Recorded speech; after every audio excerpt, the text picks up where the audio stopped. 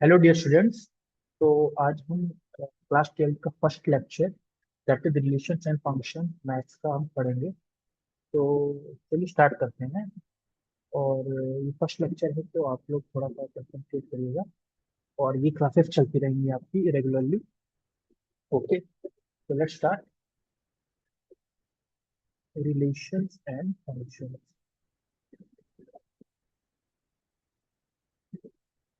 I hope बच्चों आपने पहले सेट्स पढ़ा होगा 11th क्लास में। तो आई assume that you know many things right related to sets.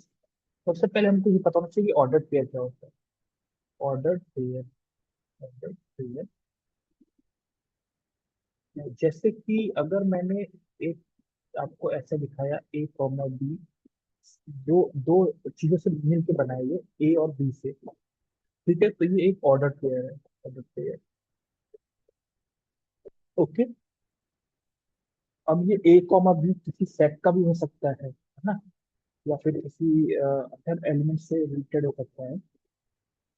तो ऑर्डर पेयर ये होता है। अब Cartesian product of two set क्या होता है? Cartesian product of two set, Cartesian product of two set, three sets. देखिए पहले तो आपने एक ही सेट के बारे में पढ़ा होगा। एक सेट को हम ए से दिखाते हैं, कैपिटल बी से दिखाते हैं, कैपिटल सी से दिखाते हैं, थ्री से भी दिखा सकते हैं। लेकिन अगर आपको Cartesian product of two sets निकालना है, मान लीजिए आपके पास एग्जांपल के बताता हूँ। एक सेट ए है जो जिसमें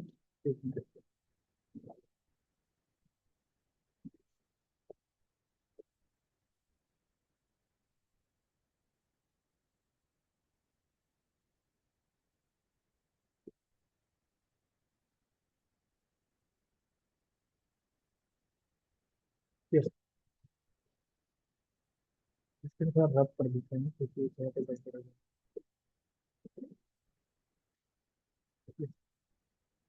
तो मान लीजिए आपके पास एक सेट ए है जिसमें आपके पास 1, 2, 3 एलिमेंट्स हैं। और एक सेट बी है जिसमें आपके पास A, B एलिमेंट्स हैं। ओके, यहाँ पे कितने एलिमेंट्स हैं? थ्री। यहाँ पे दो एलिमेंट्स हैं। अब ऐसा भी हो सकता है कि हमको इसका मल्टीप्लिकेशन करके एक ऑर्डर पेयर बना सकते हैं। तो उसी को हम क्या कहते हैं कि Cartesian product of two sets लिख सकते हैं। ओके, तो जैसे दो को अगर हमने मल्टीप्लाई कर दिया दो सेट्स को, तो इसको हम क्या कहते हैं कि Cartesian product of two sets है। ठीक है, तो कैसे लिखेंगे इसको? ए क्रॉस बी से लिखेंगे। ए क्रॉस बी, यानी मल्टीप्लिकेशन कर दिया दो सेट्स को। और इसमें देखिए कैसे एलिमेंट बनेंगे। देखिए इसमें ए में आपका क्या है? 1, 2, 3। और बी में आपका क्या है? A, B। ओके, तो वन जो है वो ए से रिलेटेड होगा, वन जो है वो बी से रिलेटेड होगा, टू जो है वो ए से भी होगा, टू बी से भी होगा, थ्री ए से होगा और थ्री बी से, यानी सबके पेयर बनेंगे हर एक दूसरे के साथ। तो यहाँ से क्या आएगा बताइए एलिमेंट्स में? 1, A, ये एक ऑर्डर पेयर हो गया। फिर आपका 1, B, ये ऑर्डर पेयर हो गया। फिर आपका 2, A होगा, फिर 2, B होगा, फिर आपका 3, A होगा और 3, B होगा। तो ये क्या हो गया आपका? सॉरी, ये आपका एक क्या बन गया? Cartesian product of two sets बन गया है। और ये आपका एक सेट है और उसमें एलिमेंट्स है। ये आपके एक अदर एलिमेंट्स हो गए हैं। ये एक आपका पूरा एक एलिमेंट है जिसमें कि एक ऑर्डर पेयर है। ये आपका एलिमेंट टू है, एलिमेंट थ्री है, एलिमेंट फोर है, फाइव है, सिक्स है। यहाँ सिक्स एलिमेंट्स हैं। यानी कि मेरे पास अगर ए में थ्री एलिमेंट्स थे और बी में दो एलिमेंट्स थे, तो मेरे पास ए और बी में कितने एलिमेंट्स हो गए? टोटल सिक्स एलिमेंट्स हो गए। सिक्स ऑर्डर पेयर बन गए इनके, तो सिक्स एलिमेंट्स हो गए। तो आपका यही क्या होता है? Cartesian product of two sets. अब रिलेशन का डेफिनेशन देखते हैं कि आखिर रिलेशन कैसे रिलेटेड है इन सबसे। तो चलिए बताते हैं। रिलेशन देखिए, आपका रिलेशन क्या होता है? रिलेशन क्या होता है? अगर आप कॉमन लाइफ में देखेंगे तो रिलेशन क्या होता है? मम्मी पापा का रिलेशन, भाई बहन का रिलेशन, ये क्या है? रिश्ता है ना। यानी कुछ कंस्ट्रेंट है यहाँ पे, कंडीशन है कि वो उनका भाई है, वो उनके पिता है। तो वहाँ पे भी सेट में भी कुछ रिलेशन होता है। मान लीजिए कि मेरे पास एक ए सेट है। 1, 2, 3 है यहाँ पे एलिमेंट, और बी सेट है। यहाँ पे एलिमेंट कितने हैं? आपका 3 है, 4 है एंड 5। ओके। और मेरे पास जो कंडीशन है वो ये है कि ए कॉमा बी जो है कोई एलिमेंट, मतलब कोई ऑर्डर पेयर है इसके अंदर ए और बी में, जहाँ पे कि जो आपका बी बराबर 2a है। ओके। तो यहाँ पे देखिए आप बी बराबर 2 है, यानी कि अगर मैं ए को 1 लूंगा तो बी की वैल्यू कितनी आएगी, 2 आएगी। और ए को जब मैं 2 लूंगा तो बी की वैल्यू 4 आएगी।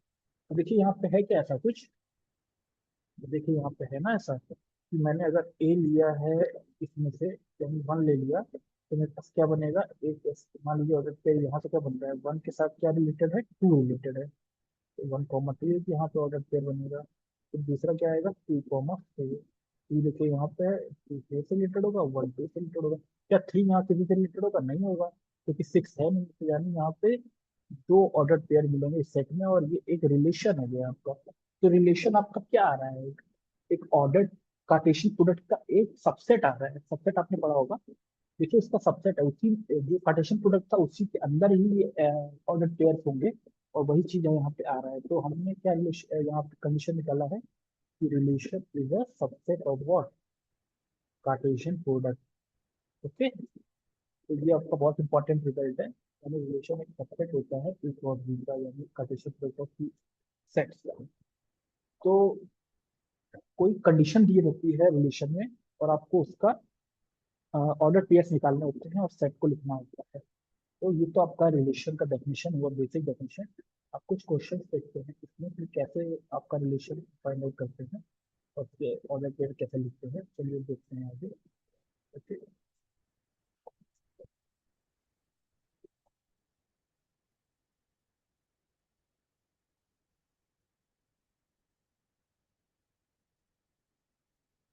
Question 1, find relation R defined as R is equal to order pair of x comma y such that x belonging to capital A, y belonging to capital B, comma, sorry, and yeah, A is equal to B by 2, okay, B by 6 यानी कि B by 6। और यहाँ पे आपका A दिया हुआ है, A is equal to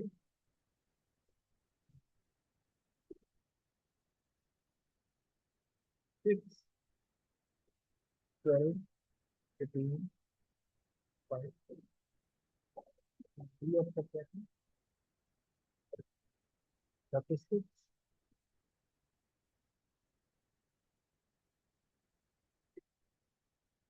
and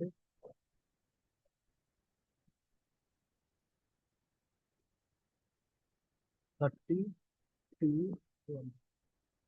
अब इसको फाइंड आउट करना है आपको। सॉरी। बताइए क्या क्या एलिमेंट्स आएंगे। देखिए यहाँ पे अगर बी आपका 36 है, ए क्या आएगा, ए इक्वल टू क्या आएगा, 36/6, यानी 6। यानी 6 किससे रिलेटेड होगा आपका, 36।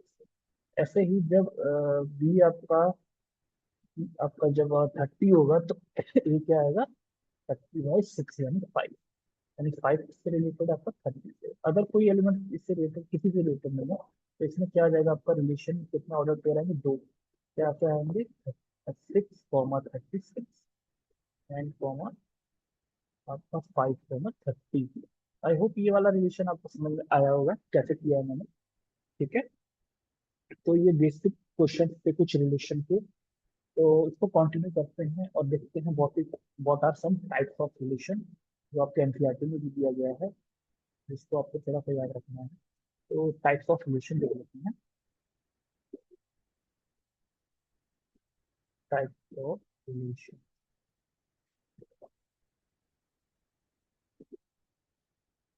देखिए दो टाइप आपके एनसीईआरटी में इंपॉर्टेंट दिए गए हैं। पहला आपका होता है यूनिवर्सल रिलेशन। ठीक है। दूसरा होता है आपका नल या void relation, empty relation. Second is your void और empty और null relation. Null relation. तो यूनिवर्सल रिलेशन क्या होता है? जैसे एक फर्स्ट का एग्जांपल बताता हूँ। जैसे आपका A belongs to A cross A.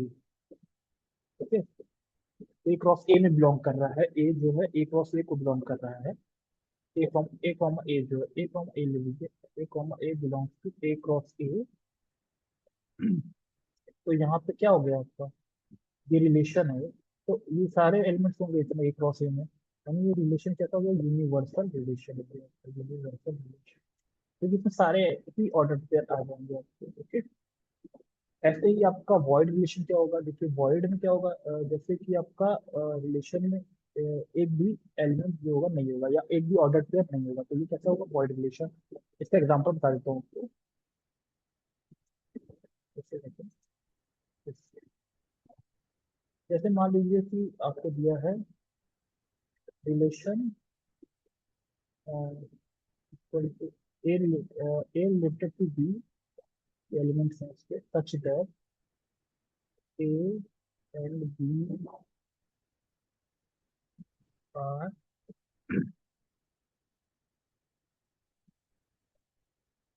Non negative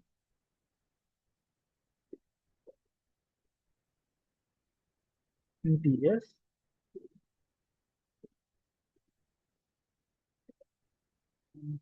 A, A and B belongs to capital A and B belongs to capital B। तो यहाँ पे आपका A क्या है, ये सेट है आपका -3 -2, एंड B आपका क्या हो गया, -4 -3। क्या यहाँ पे कोई भी नॉन नेगेटिव इंटीजर है इन दोनों में? नहीं है, दोनों ही नेगेटिव है। तो इसका क्या होगा, आपका वो ऑर्डर क्या क्या बनेगा रिलेशन में, फाइव या फिर नल सेट, नल रिलेशन। इसको ऐसे दिखाया या फिर फाइव से दिखा देते। तो ये आपको समझ में आया होगा। तो आई होप कि यहाँ पर आपको समझ में आया है चीजें। तो इसके आगे का हम देखते हैं कि क्या पॉइंट है इसमें। तो कुछ आपको जैसे टाइप्स ऑफ रिलेशन और भी याद रखने हैं कुछ। ये तो आपके दो इंपॉर्टेंट रिलेशन थे, और कुछ कंडीशन रिलेशन की, और वो वाले रिलेशन जो आपको याद रखने हैं। ठीक है,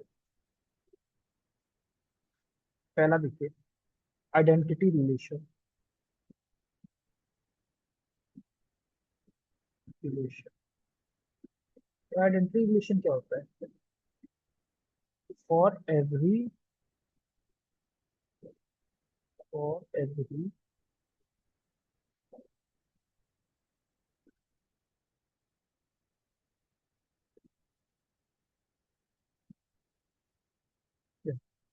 for every A belonging to, ठीक है बच्चों, ए कॉमा ए बिलोंगिंग, जैसे A belonging,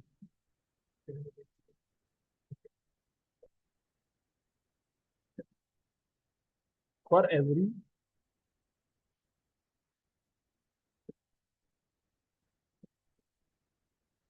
A belonging to relation, ठीक है, A comma A only should be present here, should be present here. तो बच्चे इसका मतलब क्या है, जैसे मेरे पास अगर कोई रिलेशन है, रिलेशन और मतलब कोई भी एलिमेंट है, इसमें 1,1 होना चाहिए, 2,2 होना चाहिए, 3,3 होना चाहिए, इसके अलावा कोई एलिमेंट नहीं होना चाहिए। यानी मेरे पास 1,2 नहीं हो सकता, 1,3 नहीं हो सकता, 1,4 नहीं हो सकता। ठीक है, तो यहाँ ऐसे एलिमेंट होने चाहिए, यानी ऐसे ऑर्डर पेयर होने चाहिए यहाँ पे। तो ये आपका क्या हो गया, ये आइडेंटिटी रिलेशन हो गया। सेकंड आपका क्या होता है, रिफ्लेक्सिव रिलेशन। रिफ्लेक्सिव रिलेशन बहुत इंपॉर्टेंट है बच्चों।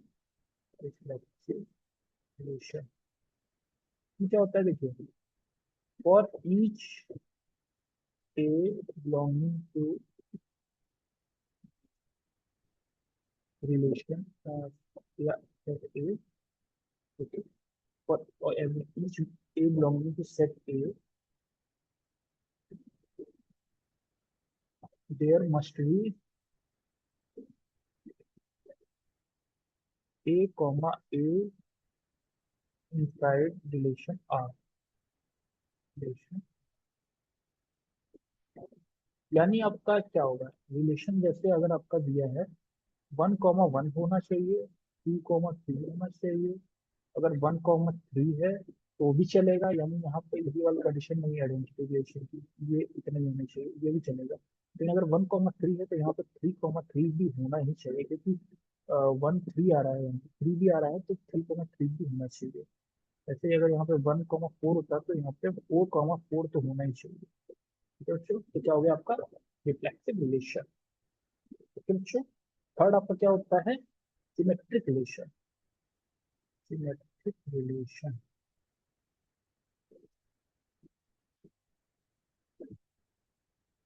इसका मतलब क्या है, देखिए अगर आपका इस A comma B belongs to relation R, this implies that B comma A must belong to relation R. इसका मतलब देखिए क्या होता है, रिलेशन कोई आपका दिया है, जैसे इसमें आपका ऑर्बिट पेयर है 1,2, तो यहाँ पे 2,1 भी होना चाहिए।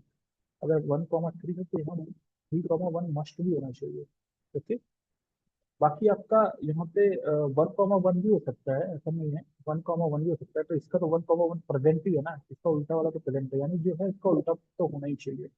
बाकी आपका 2,2 भी हो सकता है यहाँ पे। ठीक है, लेकिन यहाँ पे अगर 4,1 है तो यहाँ पे 1,4 तो होना ही चाहिए। तो यहाँ पर क्या होगा सिमेट्रिक रिलेशन। ओके, इसी तरह आपका क्या होता है थर्ड टाइप, एक और टाइप होता है फोर्थ टाइप जो इसमें, वो क्या होता है आपका ट्रांजिटिव रिलेशन।